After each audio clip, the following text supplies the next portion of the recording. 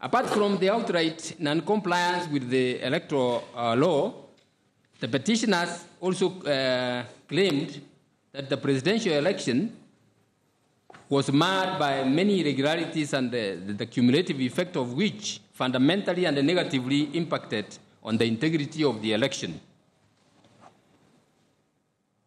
The most serious of the irregularities alleged by the petitioners was that many of the prescribed forms 34A, 34B, and 34C that were used in the election had no security features. Other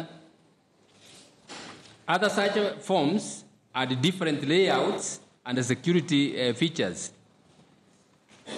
I don't have to read all that. We have considered the security features. The prominent one coming out of this is that some of these forms did not have those security features, whereas the information we were given was that they were all printed by the same printer and they should have had those security features. We disagree with the council that this is not in the act and that it was as a result of abundance of caution taken by IEBC.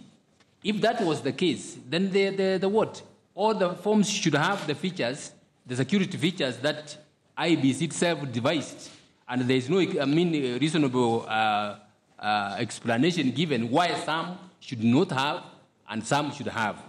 That is the conclusion we have reached. So we have also considered that there are some, the report